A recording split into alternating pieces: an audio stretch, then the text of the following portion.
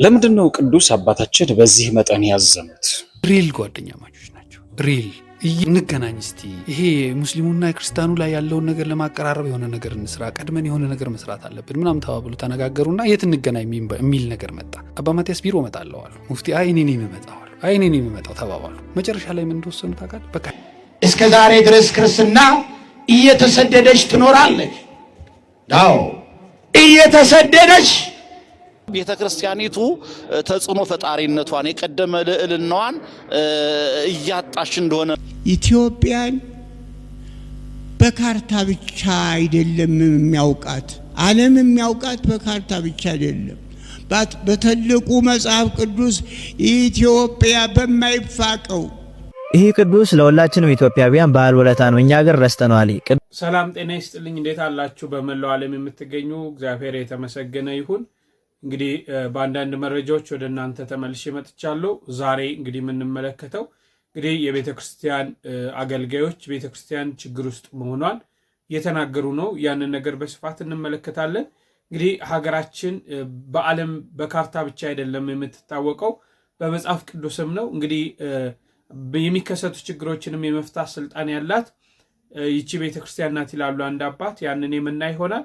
የሃጂ ሙፍቲና የብፁዕ ቅዱስ አቡነ ማትያስ ግንኙነታቸው እንግዲህ ምን እንደነበረ ከሃጂ ሙፍቲ ረፍት በኋላ ተገልጿል ማለት ነው። ያንን እናያለን። ሌላው የሃጂ ሙፍቲ የቀብር ቀን ብቻ ሳይሆን የትምህርትም ቀን መሆን ነበረበት የሚለው አንድ አካል አለ። ያንን በስፋት እንመለከታለን። እስከ መርሃ ግብሩ ፍጻሜ ድረስ አብራችሁኝ ቆዩ እያልኩኝ እንግዲህ ይህን ቪዲዮ ላይክ አድርጉት። እስቲ ላይክ ዛሬ ቢያንስ 1500 ይግባ። ቤቱንም ሰብስክራይብ ያላደረጋችሁ ሰብስክራይብ እንድታደርጉ እየጠየቅኩኝ ቅድሚያ እስቲ ከቤተክርስቲያናችን እንጀምርና ቤተክርስቲያን ችግር ውስጥ ናት ያሉትን አካላቶች ላስደምጣችሁ። በጣም አሁን ችግሩ ይሄ ነው። እውነት ለመናገር ትልቁ ጥያቄ ይሄ ነው። አሁን አምናም ባለፈው ዓመትም ብዙ እንዲሁ የአዲስ የውይይት መርሃ ግብር ተከፍቶ ብዙ ውይይቶች ተደርገዋል። ብዙ ነጥቦች ተይዘዋል። በጉባኤው ላይ የተነሱት ነጥቦች ለቅዱስ ሲኖዶስ ግብዓት ሆነው ቀርበዋል። ነገር ግን በተግባር ደግሞ አናያቸውም። እንዲሁ ብቻ የጉባኤ ማድመጫ ሆኖ ነው የሚቀሩት። እዚሁ ላይ የአቋም መግለጫ ተብሎ ነጥቦቹ ይቀርባሉ። የተወያየንባቸው ሀሳቦች ይቀርባሉ። እናጨበጭባለን። ጉባኤው ይደምቃል። ወዲያውኑ ችግሮች የተፈቱ ይመስልናል። ግን ደግሞ ወረድ ሲባል በተግባር አይታዩም። እውነት ለመናገር አሁን ትላንት ያወጣናቸው የአቋም መግለጫዎች ሙሉ በሙሉ ተግባራዊ ቢሆኑ ሀገራችን ሰላም ብትሆን የሚቀጥለው ዓመት እርግጠኛ ነኝ ከዚህ የተሻለ እድገት ይዘን እንመጣለን።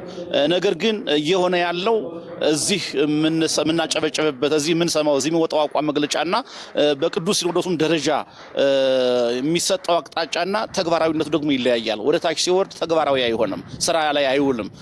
ስለዚህ በእውነት እዚህ ላይ ቅዱስ ሲኖዶሱም እጅግ በርትቶ ጠቅላይ ቤተ ክህነቱም በርትቶ ወደኛ አውርዶ እኛን ለስራ ማሰማራት መቻል አለበት። ሀገር ሰላም እንዲሆን፣ ቤተክርስቲያን ሰላም እንድትሆን፣ ቤተክርስቲያኒቱ ልዕልናዋን የቀደመ ተጽዕኖ ፈጣሪነቷን ተሰሚነቷን ይዛ እንድትቀጥል ከኛ ብዙ ይጠበቃል። አሁን ያለንበት ሁኔታ በጣም እጅግ አስቸጋሪ፣ ተናግረን አንደመጥም። ለዚህም ነው ንዋያተ ቅድሳቶቻችን ይረገጣሉ። እጅግ በተለያዩ በባዕድ አዳራሾች መሳለቂያ ይሆናሉ። ማያምኑባቸው ይዘው ሲወዛወዙ እንመለከታለን።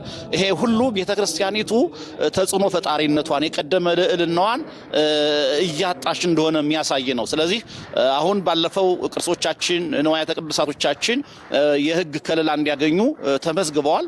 ግን አስፈጻሚው አካል ደግሞ በርትቶ ያን ስራ ላይ እንዲውል ንዋያተ ቅድሳት እንዲከበሩ በቃ ቆቡ የኛ ከሆነ የኛ ነው መሆን ያለበት፣ መስቀሉ የኛ ከሆነ የኛ ነው መሆን ያለበት፣ ከበሮው ጸናጽሉ መቋሚያው የኛ ብቻ ከሆነ የኛ ነው መሆን ያለበት። ማያምኑት ሰዎች ንዋያተ ቅድሳታችንን ወስደው ሊራገጡባቸው እንዲሁ መሳለቂያ ሊያደርጓባቸው አይገባምና ይሄ ሁሉ ነገር ሊቆም የሚችለው በተነገረው ልክ ወደ ተግባር ሲለወጥ ነው። አውርቶ መለያየት፣ ጉባኤውን አድምቆ መለያየት ይሄ ፍሬ አያፈራም፣ ቤተክርስቲያንን አያሳድግም፣ ምእመናንን አያበዛም። ቤተክርስቲያን እንድታደግ ምእመናን እንዲበዙ የቤተክርስቲያኒቱ ልዕልና በበለጠ ተጽዕኖ ፈጣሪነቷ ተሰሚነቷ የበለጠ እንዲቀጥል ከተፈለገ እያንዳንዳችን ለተግባራዊነቱ ልንበረታ ያስፈልጋል። ሌላው መንፈሳዊነታችን ላይ ዝለት አለ፣ ውድቀት አለ። ብዙዎቻችን በመንፈሳዊነታችን መጽናት፣ በቤተክርስቲያን ልጅነታችን መጽናት፣ በክብረ ክህነት በክብረ ቤተክርስቲያን ላይ በርትተን ሁላችንም ከሰራን የቤተክርስቲያናችን እድገት የቤተክርስቲያናችን ልዕልና አሁን ካለበት ከፍ ብሎ ይታያል ብዬ አስባለሁኝ። አጭር ቀን ጉባኤ ነው። የ54 አካባቢ ሀገረ ስብከቶች ሪፖርት ይሰማል። እንደዚህ ያሉ ነገሮች በጥልቀት ውይይት ለማድረግ ያንዳንዱን ችግር ለመፈተሽ በቂ ጊዜ አለው ብዬ አላምንም። ከዚህ በላይ ብዙ ነገሮች ያስፈልጋሉ። በጉባኤው ከተገናኘ አይቀር ሀገሪቷ ብቻ እዚህ ሀገር ብቻ ሳይሆን ከውጭ ሀገርም ያሉ አህጉረ ስብከቶች ጭምር የሚገኙበት ስለሆነ በብዙ መምከር የሚገባው ጉባኤ ነው ብዬ አምናለሁ። ቤተክርስቲያን ችግር ላይ ናት ስንል ችግር ላይ የጣላት ማን ነው? የሆነ አካል አይደለም። እያንዳንዱ ሰው የሚያነሳው ድርሻ አለው። እያንዳንዳችን የምናነሳውን ድርሻ የምናነሳ አይመስለኝም። ሁሉም ሰው እከሌ የሚባል አባት፣ እከሌ የሚባል አካል፣ እከሌ የሚባል ሰው፣ እከሌ የሚባል እምነት ይላል እንጂ የየራሱን ድርሻ አይመለከተውምና ይሄ ጉባኤ በተለይ የአስፈጻሚዎች ጉባኤ ስለሆነ ኃላፊዎች ስለሆኑ የሚሰበሰቡበት የየራሱን ድርሻ አንስቶ ቤተክርስቲያንን ከችግር ለማላቀቅ ምን እናድርግ ብሎ መክሮ መጓዝ አለበት ብዬ አምናለሁ። ቤተክርስቲያንን ከችግር ለማውጣት ምንድነው አስተዋጽኦ ከተባለ መገናኘቱ፣ መነጋገሩ፣ መተያየቱ፣ መተዋወቁ ራሱ ቀላል ነገር አይደለምና ጅምሮቹ አሉ። ነገር ግን ጥልቅ ምክክር ይፈልጋል። ቅድም እንዳልኩት ሪፖርት ከማቅረብ በዘለለ በጉባኤውም ሲነገር እንደነበረው አንዳንድ ጊዜ ሪፖርት አንብቦ አስጨብጭቦ ቁጭ ማለቱ ብቻውን ቤተክርስቲያንን አያሻግርም እና እነዚህ ሪፖርቶች የበለጠ ቤተክርስቲያንን ወደሚያሻግር የራሱን ችግር ያየ የገመገመ ወደ ውስጡ የተመለከተ የቤተክርስቲያን አገልጋይ የቤተክርስቲያን መሪ ካህን ምእመን ያለው ተቋም ወደ መሆን መቀየር መቻል አለበት ብዬ አምናለሁና በጉባኤውም እንዲህ ያሉ ነገሮች ናቸው ሲነሱ የነበሩት። ቤተክርስቲያንን ከፈተና ለማሻገር ተሰብስቦ ከመሄድ በዘለለ ሐሳቡን ወስዶ መሬት ላይ መስራት ይገባል ብዬ አምናለሁ። ቤተክርስቲያን የተሰናሰለ መዋቅር አላት። ይሄ የተሰናሰለ መዋቅር ነፍስ ኖሮት ነፍስ ዘርቶ እያንዳንዷን ተግባር በተቆጠረ በተሰጠው ልክ መስራት አለበት ብዬ አምናለሁ። እንደተባለው ነው። ዛሬ የተነሳ አጀንዳ የዛሬ 5 ዓመትም ይነሳል። በየአመቱ አንድ አጀንዳ ተነስቶ በዛ አጀንዳ ላይ ተነጋግሮ አቋም አውጥቶ አጨብጭቦ መለያየቱ ብቻውን ስራ አይደለም። ስራው መቀየሩ ነው። ቤተክርስቲያን ውስጣዊ ችግሮች አሉባት። በቅዱስነታቸው የመክፈቻ ንግግር እንደተነገረ ውስጣዊ ችግሮች እጅግ በጣም ብዙ ውስጣዊ ችግሮች አሉባት። ያስተዳደሩ ችግር፣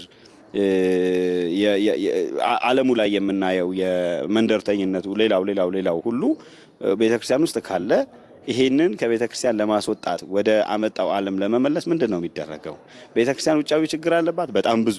በነዛ ውጫዊ ችግሮቻችንን ለመፍታት ግን ምን ሰራን? አንዳንድ ጊዜ ያቋም መግለጫ በማውጣት በማጨብጨብ ይሄ ሆኗል በማለት በመናገር ብቻ የሰራን ይመስለንና ችግሩም አይፈታም፣ ችግሩም እየቀጠለ ይሄዳል። እንደገና በየአመቱ አጀንዳ እያደረግን እንቆያለን ማለት ነውና ቤተክርስቲያን ሊያሰራ የሚችል ከቅዱስ ፓትርያርኩ ጀምሮ እስከ አንድ ግለሰብ ድረስ የተሰናሰለ መዋቅር አላት።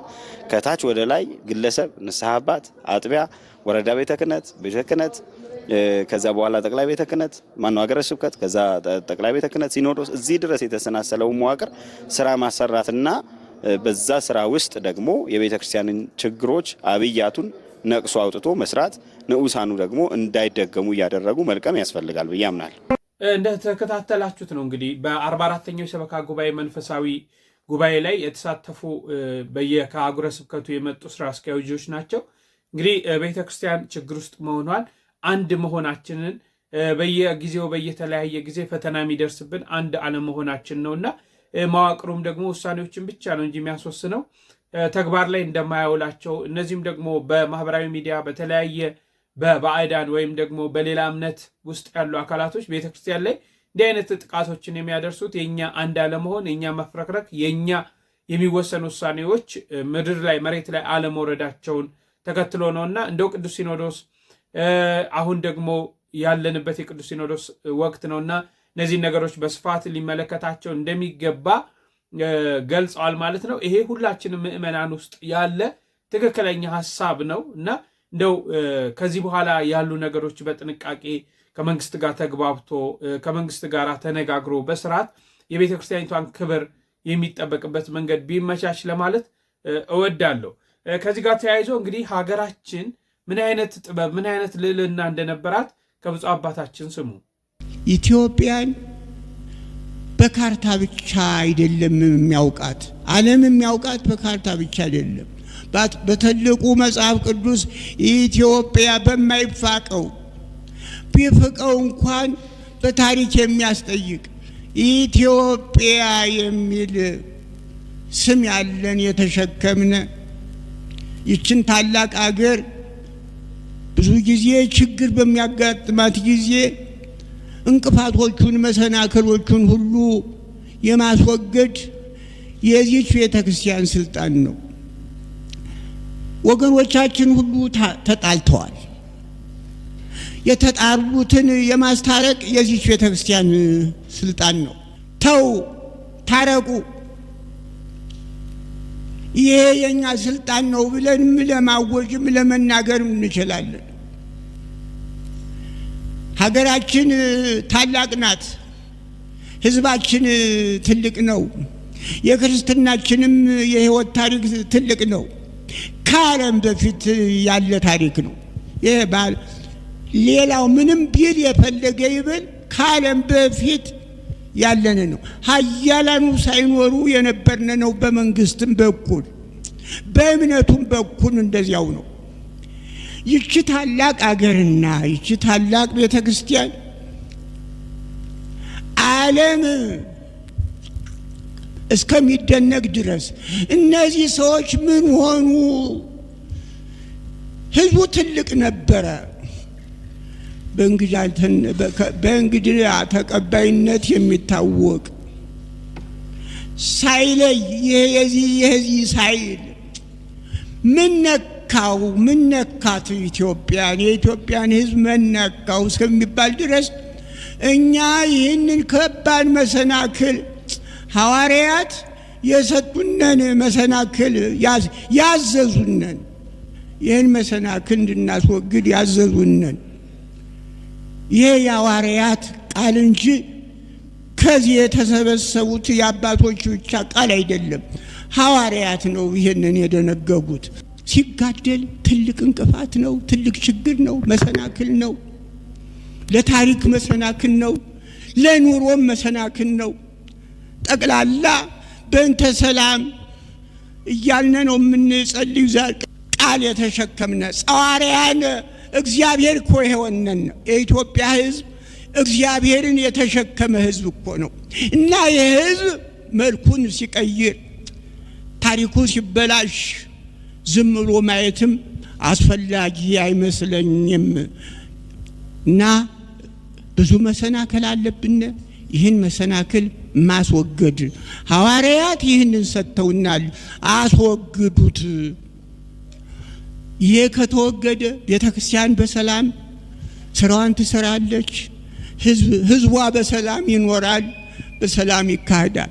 ስለዚህ እግዚአብሔር የሰላም አምላክ ነውና የሁከት አምላክ አይደለም አሉ ቅዱስ ጳውሎስ። ስለዚህ ያለ እነዚያ ፈላስፎች እግዚአብሔር እኮ የሰላም አምላክ የሁከት አምላክ አይደለም፣ የሰላም አምላክ እንጂ።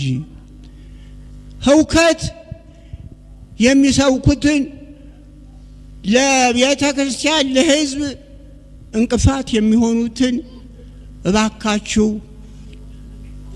ተለመኑን፣ ታረቁ ብለን ልንሰብክ ይገባናልና እያንዳንዳችን በየሀገረ ስብከታችን ሁሉ እረ እንታረቅ፣ ታረቁ ትልቅ ነገር ነውና ለታሪካችን፣ ለሀገራችን፣ ለቤተ ክርስቲያናችን ብለን እንድንሰብክ የእሱ ፈቃድ ይሁንልን። የብፁዕ አባታችን ቡራኪያቸው ይድረሰን።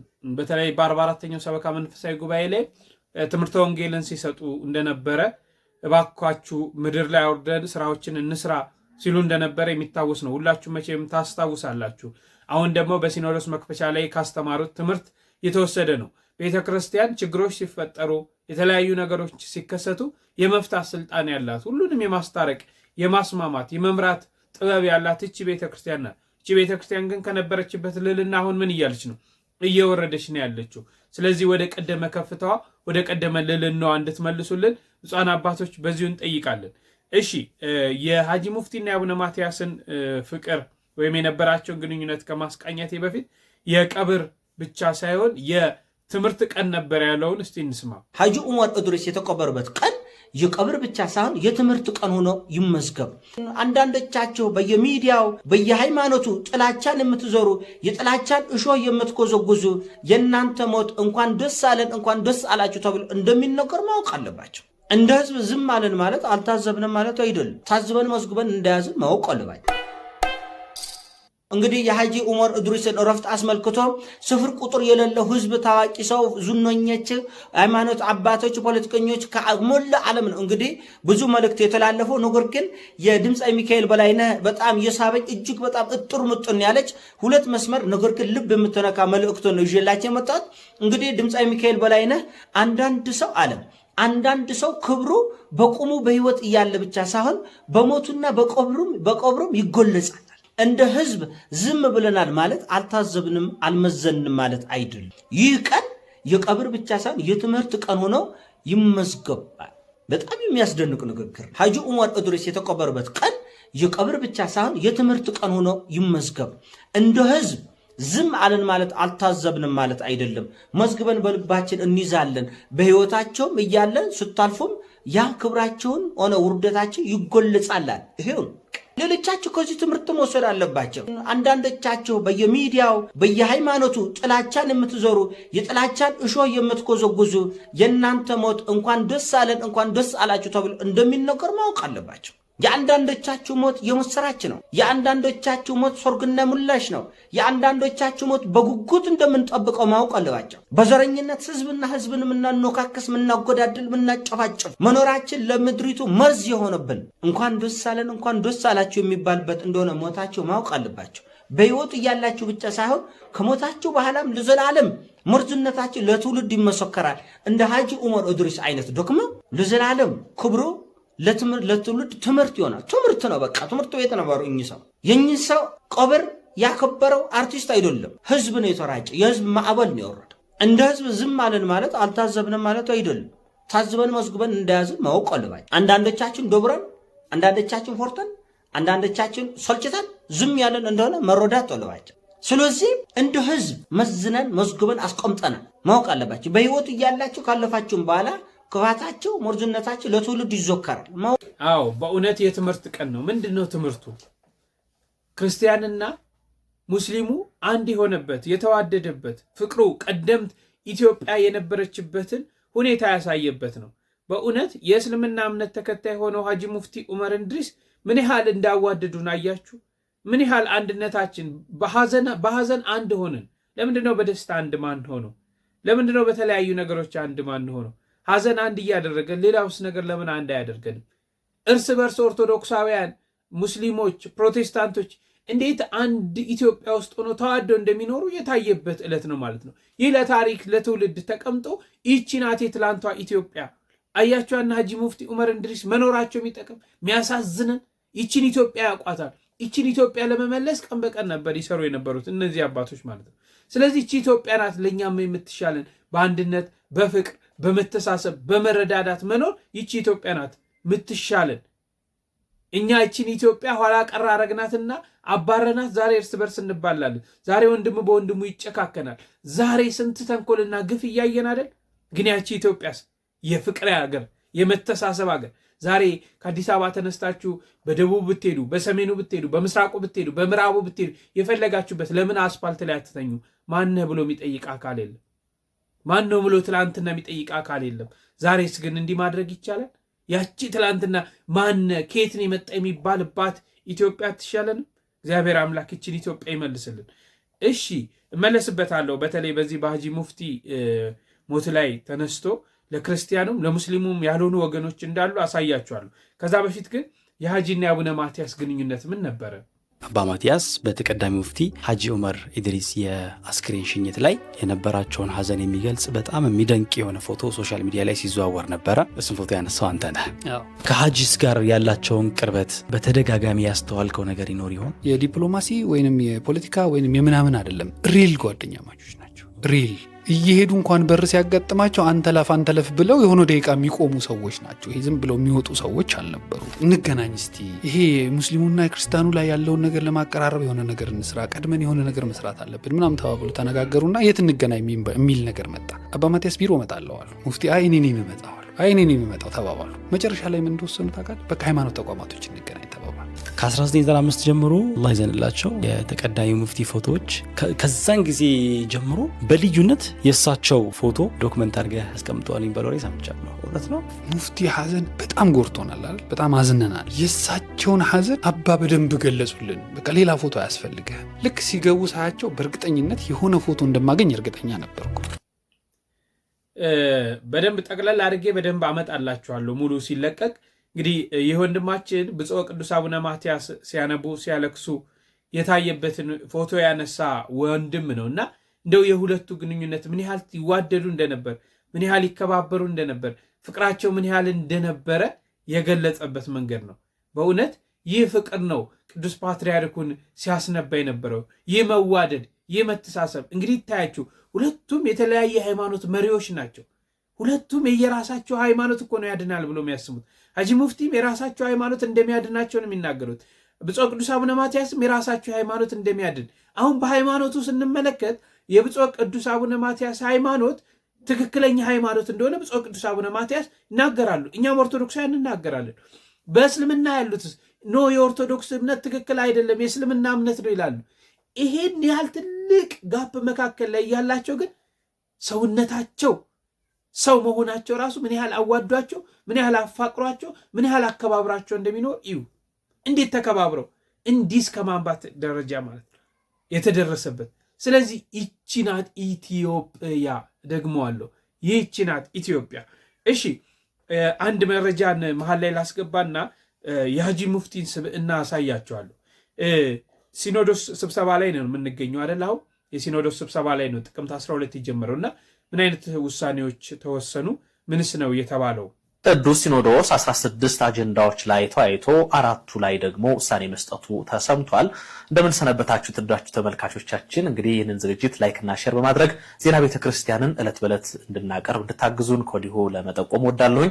አብራችሁን እንድትቆዩ ግብዣይ ነው። ቅዱስ ሲኖዶስ 16 አጀንዳዎች ላይ ተወያይቶ ማጽደቁ ተሰምቷል። ከነዚያ ውስጥ ደግሞ ለ4ቱ ጉዳዮች ደግሞ ውሳኔ በትላንትናው ታሳልፏል። 7 ብፁዓን አበው ሊቃነ ጳጳሳት አጀንዳ እንዲቀርጹ ውሳኔ ያሳለፈ ሲሆን ብፁዕ አቡነ ጎርጎርዮስ፣ ብፁዕ አቡነ ሕዝቅኤል፣ ብፁዕ አቡነ ኤርምያስ፣ ብፁዕ አቡነ ናትናኤል፣ ብፁዕ አቡነ ሕርያቆስ፣ ብፁዕ አቡነ ሩፋኤልና ብፁዕ አቡነ ገብርኤል እንደሆኑ ተገልጿል። በ4ቱ ላይ ውሳኔ የተሰጠባቸው ጉዳዮች አንደኛ ብፁዕ ቅዱስ አቡነ ማትያስ ቀዳማዊ ፓትርያርክ ርዕሰ ሊቃነ ጳጳሳት ዘኢትዮጵያ ሊቀ ጳጳስ ዘአክሱም ወዕጨጌ ዘመንበረ ተክለ ሃይማኖት በጧቱ የመክፈቻ ጸሎት ላይ ያስተላለፉት መልእክት በቀጣይ የሥራ መመሪያ አድርጎ ምልዓተ ጉባኤው አጽድቋል። ሁለተኛ ከጥቅምት 4 እስከ 10 በነበረው የሰበካ መንፈሳዊ ዓለም አቀፍ ጉባኤ የነበሩ የቡድን ውይይቶች በቃለ ጉባኤ ቀርቦ ቃለ ጉባኤውን ምልዓተ ጉባኤው 2018 ዓ.ም የሥራ መመሪያ አድርጎም አጽድቋቸዋል። ሶስተኛ ሀገራዊ ሰላምን አስመልክቶ ምልዓተ ጉባኤው በግንቦት ተወያይቶ ሊቃነ ጳጳሳትን የያዘ ኮሚቴ ያዋቀረ ሲሆን ኮሚቴው የተሰጠውን ኃላፊነት አጠናክሮ እንዲቀጥልም ተወያይቶ አጽድቋል።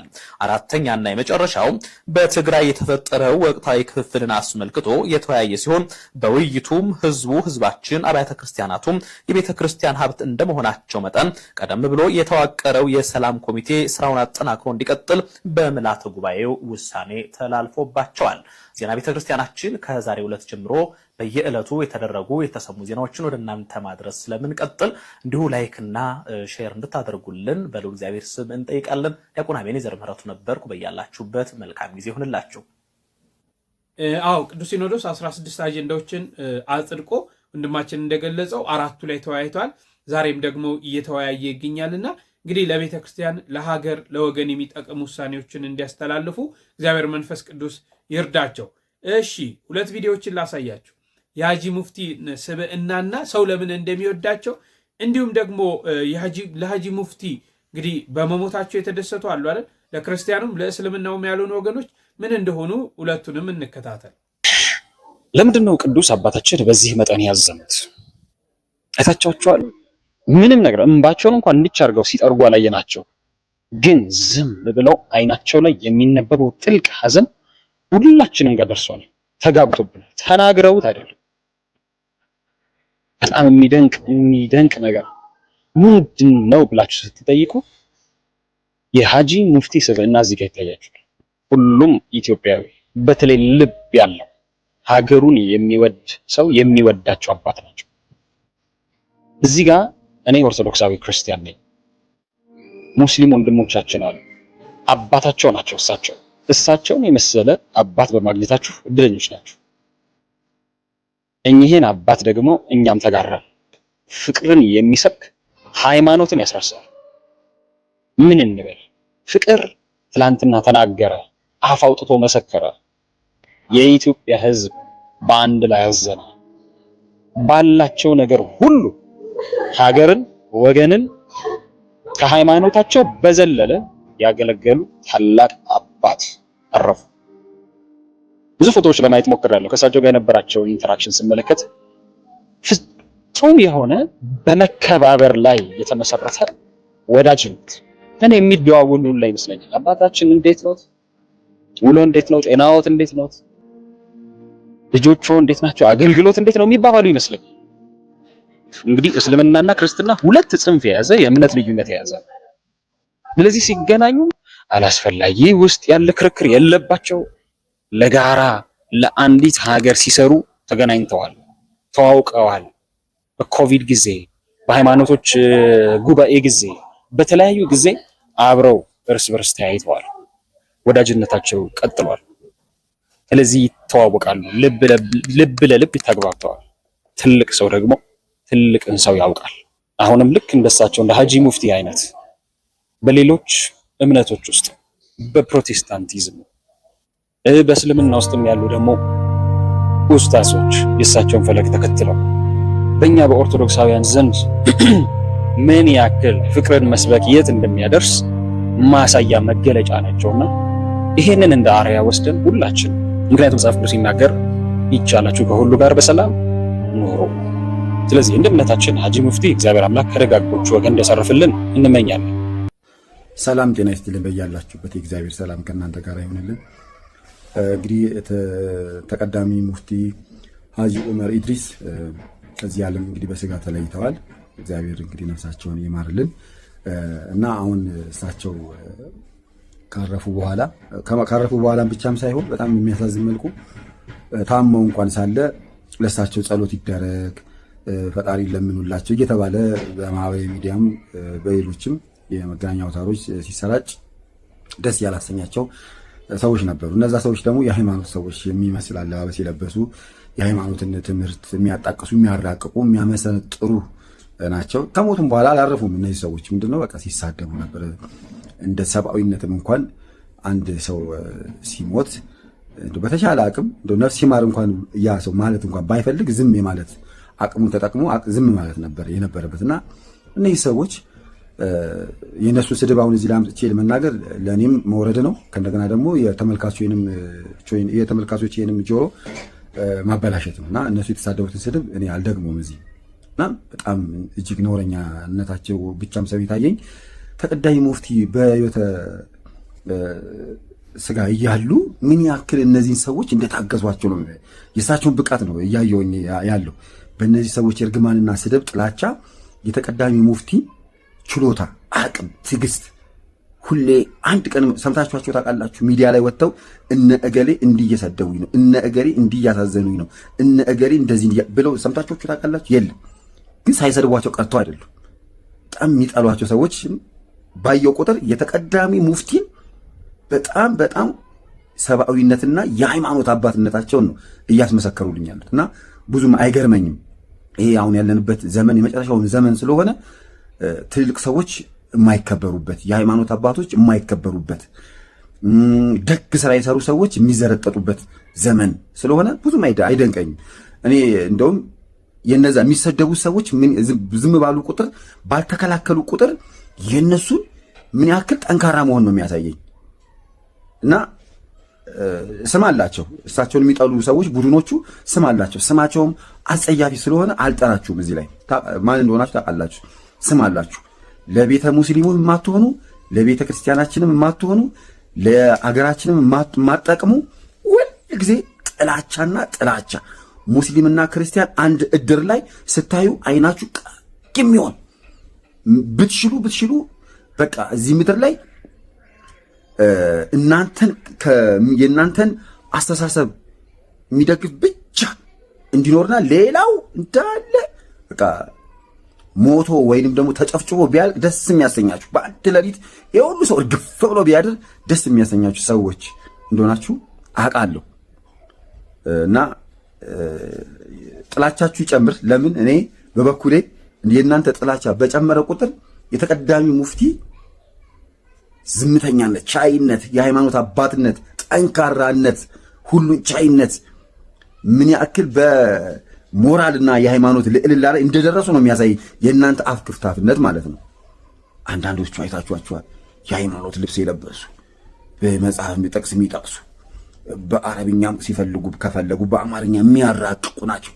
እሳቸውን የሚሰድቧቸው አይታችኋል። አሁን እነዚህ የሃይማኖት ሰዎች አለ። የሚያሳዝነው ደግሞ ተከታይ አላቸው። የሚያሳዝነው ደግሞ እሱ ነው። ሀጂ ተቀዳሚ ሙፍቲም ተከታይ አላቸው። እንደኛ አይነት ሰው ተከታይ አላቸው። አሁን ጥያቄውን እንቀይረዋለን።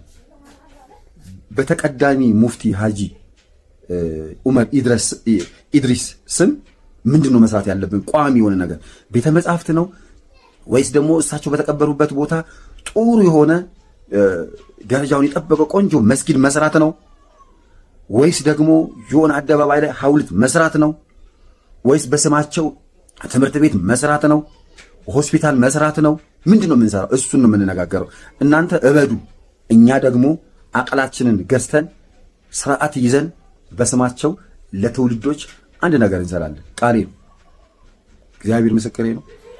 ባየነው በእሳቸው ስም የተሰራውን ነገር ባየን ቁጥር ተቀዳሚ ሙፍቲ የሚባሉ የአገር አድባር ሙስሊም ክርስቲያን የማይሉ ረጅም አጭር የማይሉ ሴት ወንድ የማይሉ ያጣ ይነጣ የማይሉ ሁሉንም በአንድ በተከበረ ልብ የሚወዱ አባት የእሳቸው ሐውልት ነው፣ የእሳቸው ሆስፒታል ነው፣ በእሳቸው ስም የተሰራ ማህበራዊ አገልግሎት የሚሰጥ ተቋም ነው የምንለው አንድ ነገር እንሰራለን። ያኔ እንግዲህ ጨርቃችሁን ጥላችሁ ልታብዱ ትችላላችሁ። አዝናለሁ እንደዚህ አይነት ሰዎችን በማየት።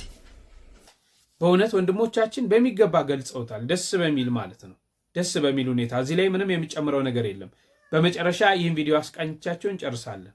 ይህ ቅዱስ ለሁላችንም ኢትዮጵያውያን ባህል ውለታ ነው። እኛ ሀገር ረስተነዋል። ቅዱስ ፊልጶስ ከሰባቱ ዲያቆናት መካከል አንዱ ሲሆን ወደ ኢትዮጵያ ሀገራችን ጥምቀት እንዲገባ በጃንደረባው ባኮስ አማካኝነት የላከልን ነው። ነገ ጥቅምት 14 የቅዱስ ፊልጶስ የዕረፍቱ መታሰቢያ ነው። ሁላችሁም በኮሜንት ቅዱስ ፊልጶስ በረከት ይደርብን እያላችሁ ለብዙዎች እንዲዳረስ የቻላችሁትን ያህል ኮፒ ሊንክ፣ ሼር፣ ሪፖስት ያደረጋችሁ እስከ መጨረሻው ድረስ አዳምጡ። ቅዱስ ፊልጶስ የስሙ ትርጓሜ መፍቀሬ አኀው መፍቀሬ አፍራስ ይሏል። አንደኛው የሚስጥር ስሙ፣ አንደኛው የግብር ስሙ ነው። ቅዱስ ፊልጶስ ማለት ወንድሞችን የሚወድ መፍቀሬ አኀው ማለት ነው። የተወለደውም ቂሳሪያ ውስጥ ሲሆን ቂሳሪያ ከሰማሪያ 20 ማይልስ ርቀት ላይ የምትገኝ ከተማ ናት። ይህ ዲያቆን ቅዱስ ፊልጶስም ወደ ክርስትና ሊመጣ የቻለው ጌታችን በቂሳሪያ ሲያስተምር ሰምቶ ነው። ጌታችን በቂሳሪያ ሀገር ውስጥ ባለፈ ጊዜ አስተማረ፣ ትምህርቱንም ሰምቶ ክብር ይግባውና ጌታችንን አምኖ ተከተለው ከ72ቱ አርድእት ጋርም ተቆጠረ። መጽሐፈ ስንክሳር ጥቅምት 14 ላይ ቅዱስ ፊልጶስ ዲቁናን ከሐዋርያት ዘንድ እንዴት ተቀበለ ብንል ሐዋርያት ዲያቆናትን የሾሙበት ምክንያት በደቀ መዛሙርቱ ወይም በምዕመናን መብዛት ምክንያት በተነሳ የምግብ ቅሬታ ነበረ። ሐዋርያትም የኛ ግብር የነፍስ ምግብ ማቅረብ ነውና በማለት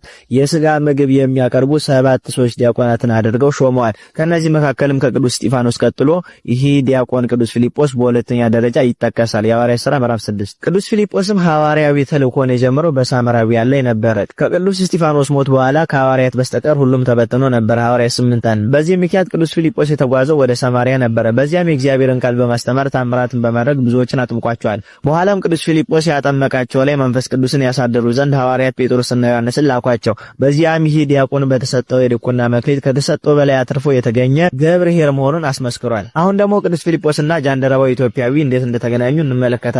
ከዚህም በኋላ ቅዱስ ፊልጶስ የእግዚአብሔር መልአክ እንዳዘዘው ለሐዋርያነት ስራው ይፋጠን ዘንድ በፍጥነት የሚገሰግሱትን የኢትዮጵያዊ ጃንደረባ ፈረሶችን ለማስቆም የሰማርያን የእሾ መንገድ እስኪታገስ ደርሶ በትጋት ይሮጥ ጀመረ። በመቀጠልም ኢትዮጵያዊ ጃንደረባን በማስቆም 5ኛ ወንጌል የተባለውን የኢሳይያስ መጽሐፍ በመተርጎም በትሕትና አስተምሮ አጠመቀው። ዲያቆኑ ቅዱስ ፊልጶስም 4 ሴት ልጆች እንደነበሩት ይነገራል። የአባታቸውን ፈለግ የተከተሉ በድንግልናቸው የጸኑ ወንጌልን የሚያስተምሩ እንዲሁም ትንቢትን የመናገር ጸጋ የነበራቸው ነበሩ። ይህ ዲያቆን በስተመጨረሻ ወደ ኢየሩሳሌም በመምጣት የትራለስ ጳጳስ ሆኖ በመሾም በመልካም አገልግሎቱን ፈጽሞ በሰላም አረፈ። ዲያቆኑ ቅዱስ ፊልጶስ የሐዋርያነት የተልእኮ ስራውን እንደጨረሰ ስንክሳራችን በሰላም እንዳረፈ ሲነግረን፣ መልካ ፊልጶስ ደራሲ ደግሞ በሰማዕትነት እንዳረፈ ይጠቅሷል። የቅዱሳን የሰማዕታት ዕረፍታቸው የሰላም ናትና ሁለቱም ማሰብ የማይጋቸው ነው፣ እናገኛቸዋለን። በዚህ ጥቅምት 14 ቀን በዓለ ዕረፍቱን ይከበራል። ኢትዮጵያ ባለ ውለቷን አትረሳምና የጥምቀት አባቱ የሆነውን ቅዱስ ዲያቆን ፊልጶስን በሶስተኛው ፓትርያርክ አቡነ ተክለ ሃይማኖት አማካኝነት የካቲት 1978 ዓመተ ምህረት 20 የሚሆኑ ጳጳሳት በተገኙበት ቅዳሴ ቤቱ ተባርኮ ታቦቱ ገብቷል። አዲስ አበባ የምትገኙ ምዕመናን ከዚህ ታላቅ ቅዱስ አባት በረከትን ልትቀበሉ ይገባልና ከኮልፌ አጠና ተራ ሎሚ ሜዳ በሚወስደው መንገድ ላይ በዚያ የቅዱስ ፊልጶስ ቤተክርስቲያኑ ስለሚገኝ ሄዳችሁ እንድትባረኩና ከበረከቱ እንድትሳተፉ አሳስባለሁ። ሁላችሁም ኮፒ ሊንክ፣ ሼር፣ ሪፖስት ያደረጋችሁ ለብዙዎች አዳርሱት። ይቆየም፣ በረከቱ ይደርብን። የቅዱሱ በረከት ይድረሰን። እንግዲህ አንዳንድ እነዚህን ቅዱሳኖች በእንደዚህ አጋጣሚ ማወቅ ያስፈልጋልና ነገ ጥቅምት 14 ከሚከበሩ በዓላት መካከል ነው። ነገም የጻድቁ አቡነ አረጋዊ በዓል ይከበራል።